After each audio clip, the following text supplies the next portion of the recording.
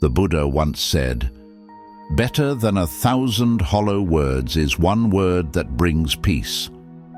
In a world that moves quickly and speaks loudly, silence is often overlooked. We've grown used to sharing everything, our joys, our struggles, even our still-forming thoughts, with just a few taps or words. But wisdom does not always announce itself. It listens, it observes, it waits. Not everything we feel needs to be spoken. Not every moment needs to be shown. There is strength in holding something quietly, not in secrecy, but in stillness. Some truths become clearer in silence. Some peace is only found in what we choose not to say. This quiet space, where mindfulness meets restraint, is where today's reflection begins. Inspired by Buddhist teachings, we'll explore 6 things that are best kept private, not to hide, but to honor. These are gentle boundaries that protect your energy, preserve your peace, and deepen your relationship with yourself and the world. As you listen, let the noise settle. Let this be a reminder that silence is not empty. It is full of awareness, care, and quiet power. 1. Your wealth and possessions. In today's world, success is often worn on the outside. A new home, a luxury car, a beautiful vacation. It's easy to share, even easier to compare. But true contentment doesn't need to be displayed. We are taught to celebrate our wins, and there's nothing wrong with feeling proud of what you've built. Yet, when we constantly share our material gains, even with good intentions, we open the door to something subtle but harmful: comparison, envy, and ego. Not everyone will rejoice in your abundance. Some will compare it to their own struggles. Others may silently compete. And often, we ourselves begin to attach our worth to what we own rather than who we are. The Buddha taught that attachment is the root of suffering. This includes attachment to wealth, to status, to the need for others to recognize what we have. There is quiet strength in keeping some things private. You don't need to prove your success. Let your inner peace speak louder than possessions. Let your values, your kindness, and your stillness be the true signs of what you've earned. Real success is not what the world sees, but what you feel when the world is quiet. When you live with purpose and peace, there is no urgency to display. You simply live, grateful, humble, grounded. Peace comes from within. Do not seek it without. The Buddha. So celebrate your journey, not your belongings. Share your joy, not to impress, but to uplift. And remember, the most beautiful things in life are often the ones we keep close, not because they are hidden, but because they are whole. Choose simplicity over show, depth over display. Let your success be quiet, and let your spirit be rich. 2. Your inner struggles. There are moments in life when the weight we carry feels too heavy to hold alone. In those moments, it's natural to want to be seen, to be understood, to speak our fears, our sadness, our inner wounds. But not everyone who listens is truly listening, and not everyone who seems kind has a kind heart. When we share our struggles too easily, too quickly, we may end up placing fragile parts of ourselves into hands that cannot hold them. Some will judge, some will forget. Some will carry your words away, not with care, but with carelessness. The Buddha taught us the importance of mindfulness, not just in our actions, but in our relationships. Discernment is a form of compassion for yourself. It's not wrong to speak of your pain. Healing often begins there, but wisdom is knowing when, how, and with whom to speak. Ask yourself, has this person earned my trust? Have they shown me presence, patience, and understanding? If the answer is unclear, Allow your silence to protect you. Your vulnerabilities are not flaws. They are tender, human truths. They deserve to be held gently by those who have earned the right to witness them. A quiet heart knows this. What is shared too freely may be misunderstood, but what is held too tightly may never heal. The path is balance. There will be people who hold space for you, not to fix, not to speak, but to simply be there without judgment. When you find them, speak freely. Until then, protect what is sacred. You yourself, as much as anybody in the entire universe, deserve your love and affection. The Buddha. Treat your inner world with that same respect.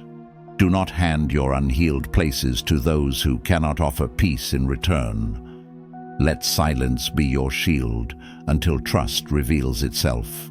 Only then, open, slowly, gently, fully. 3. The regrets you carry. Regret is a quiet shadow that follows many of us. The things we wish we hadn't done, the words we wish we could take back, the paths we didn't choose. It's human to feel this way, but dwelling in the past does not change it. The Buddha taught, do not dwell in the past, do not dream of the future. Concentrate the mind on the present moment. When we speak of our regrets too often, or carry them too openly, they can become heavier. They shape how we see ourselves. They cloud the present. Sometimes in our need to express or explain, we unintentionally keep our wounds alive. There's a difference between reflection and rumination. One brings wisdom, the other brings suffering. Not all regrets need to be shared. Some are meant to be understood silently, not hidden out of shame, but held with care until they transform into insight. Ask yourself, am I sharing this to grow, or am I reliving what no longer serves me? Speak of your past only when it helps bring light to yourself or to someone else. Let your lessons rise above the pain that once taught them. Healing does not always require telling the story. Sometimes it simply asks you to stop repeating it. Release what was. Breathe into what is. You are not the same person who made those choices. You are the one who has lived through them, learned from them, and kept going. That is strength. That is grace. Let your silence be a soft form of forgiveness, not forgetting, but choosing peace. Each morning we are born again. What we do today is what matters most. The Buddha. So carry your wisdom forward, not your regret. 4. Your personal struggles with others. Every relationship, whether with a friend, partner, or family member, carries moments of tension. Misunderstandings arise, words are misheard, feelings are hurt. It's a natural part of human connection. In these moments, it can feel comforting to share our frustration with someone else. We want to be heard. We want someone to say, "You're right. They were wrong." But in seeking that validation, we often open the door to something else: judgment, bias, and unnecessary noise.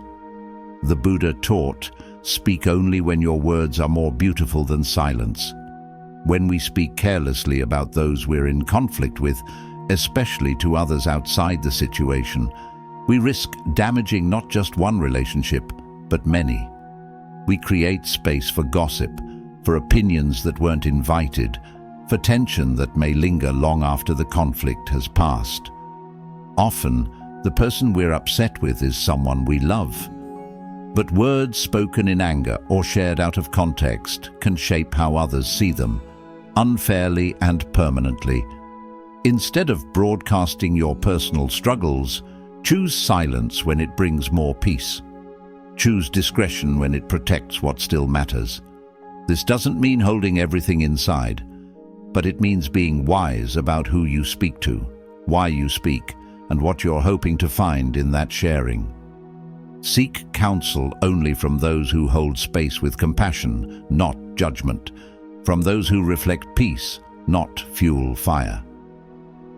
Buddhist practice invites us to look inward before we speak outward, to pause, breathe, and ask, is this helpful?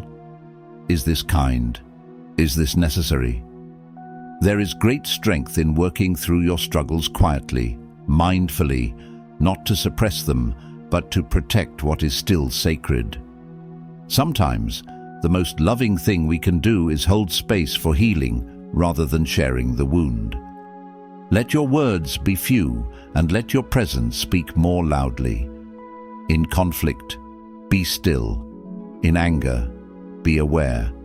In struggle, be soft. And remember, peace begins within, not in the telling, but in the understanding. 5. Your goals and aspirations. Each of us carries quiet dreams, the kind that live deep within, nurtured by hope and vision. Whether it's starting a new business, writing a book, changing careers, or simply living a life that feels more aligned with who we are. These plans are sacred. And yet in our eagerness and excitement, we often speak of them too soon. There is a quiet truth in Buddhist wisdom. What is not yet ripe must be protected. The Buddha taught that attachment to the future, to outcomes not yet born, can lead to unnecessary suffering. When we dwell too much on what we hope will come, we place ourselves under the weight of expectation. Imagine planting a seed in the soil. You water it, tend to it, and wait for the sun to nourish it.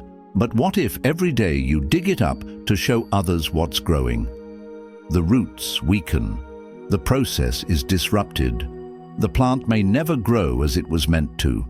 Your plans are just like that seed. They need protection, stillness, silence.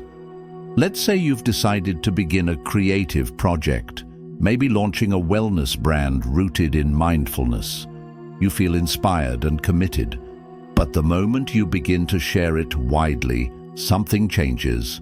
Friends offer advice, family members express concern, strangers suggest shortcuts. Some of the feedback may be helpful, but much of it is noise. Even well-meaning voices can cloud your clarity. Suddenly, what was once a quiet path becomes loud and tangled. You begin to question your choices. You second-guess your direction. Doubt takes root, not because you lacked ability, but because you let too many voices into your sacred space of becoming. Buddhism teaches us to move with awareness, not for praise, not for approval, but for the peace that comes from alignment. When we share prematurely, we risk inviting distraction, comparison, and pressure that doesn't serve the work itself. There is great strength in moving quietly. Think of those whose success arrived not with announcement, but with quiet consistency.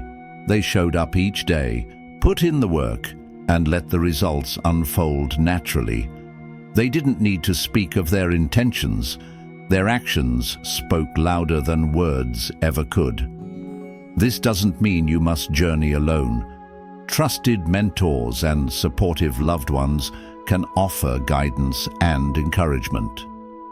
But the deeper truth is, your vision deserves your full attention, not the diluted energy that comes from overexposure. Keep your dreams where they are safest, close to your heart, rooted in mindful action.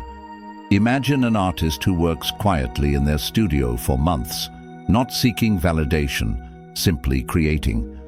When the artwork is finally revealed, it carries the weight of authenticity and devotion. It wasn't made for approval, it was made from purpose. That is the power of quiet work. Let your energy flow into building, not boasting. Let your focus remain on the path, not on the applause. Let your success arrive as a whisper, not a declaration. The Buddha once said, "Just as a solid rock is not shaken by the storm, Even so, the wise are not affected by praise or blame. By holding your plans in silence, you give them space to grow strong. You protect them from premature judgment, from doubt, and from the ever-changing winds of opinion. Let the quiet be your companion. Let the work be your voice. And when the time is right, what you've built will shine. Not because it was loudly announced, but because it was deeply lived. 6. Your acts of kindness. In the quiet spaces of life where no one is watching, our truest intentions are revealed. Today, many good deeds are done beneath a spotlight, shared, posted, and praised. The world encourages recognition. It teaches us that if no one sees what we do, it may not matter. But this is not the way of true compassion. The Buddha once said, "A good deed brings joy to the heart, whether seen or unseen." This is the essence of pure kindness, not to be noticed, not to be praised, but to arise naturally from the depth of one's own compassion without a trace of ego. Imagine you are walking down a quiet street and see an elderly person struggling with their shopping bags. You pause, walk over and gently offer your help. They smile. Maybe they say thank you, maybe they don't. But something inside you softens, not because anyone else witnessed it, but because you did what felt right. That moment becomes complete in itself. No praise needed, no story to tell. That is real generosity. In Buddhist teaching, this form of giving is called dana, the practice of giving without attachment or expectation. It is not measured by how much we give, but by the purity of the heart behind it. When we give freely, without hope for recognition, we are not just helping others, we are freeing ourselves. But when kindness becomes a performance, it loses its quiet beauty. Consider the person who donates a large sum to charity and ensures it is publicly acknowledged. Their act may still help others, but if it is driven by a need for validation, the internal reward is weakened. External applause may feel good in the moment, but it fades quickly. The peace that comes from selfless giving, however, stays. We often forget that true acts of kindness rarely make headlines. They happen in whispers, in gestures, in silence. A mother waking early to prepare her children's meals. A friend who checks in when no one else remembers. A stranger who pays for someone's meal, then quietly walks away. These are offerings, not performances. They come from love, not from ego. And it's not just grand gestures. Even the smallest kindness, when done with sincerity, carries great weight. A smile, a moment of patience, a gentle word when someone is hurting. These things may seem simple, but they are seeds of peace planted in the world. When we release the need for acknowledgement, we step into deeper presence. The act becomes the reward. The giving becomes the joy. The Buddha reminds us that clinging even to our good image is a form of suffering. Letting go of the need to be seen allows our actions to remain pure. In that letting go, we find freedom. So the next time you feel the impulse to share a good deed, pause. Ask yourself, am I sharing this to inspire or to be admired? Am I giving from love or from the need to be seen? There is no shame in wanting to feel appreciated, but there is deeper peace in knowing your kindness doesn't need to be witnessed to matter. Give quietly, help gently, love without keeping score. Not every light shines for others to see. Some simply brighten the space within. As a flower does not pick and choose the bees that come, so should our kindness be, open, free, and without condition. Let your good deeds be like that flower, effortless and pure. Do good, speak gently, and walk away without looking back. Because when kindness is real, it echoes whether or not anyone hears it. In a noisy world, silence is no longer just quiet. It's a form of wisdom, a place of refuge. When you learn to hold certain things within, you create space for clarity, stillness, and truth. Speak less, listen deeply, and protect the sacredness of your inner life. Let peace be your compass and intention your guide. May your words be few but full of meaning. Until we meet again, walk gently, live mindfully, and remember, your silence holds more power than you know.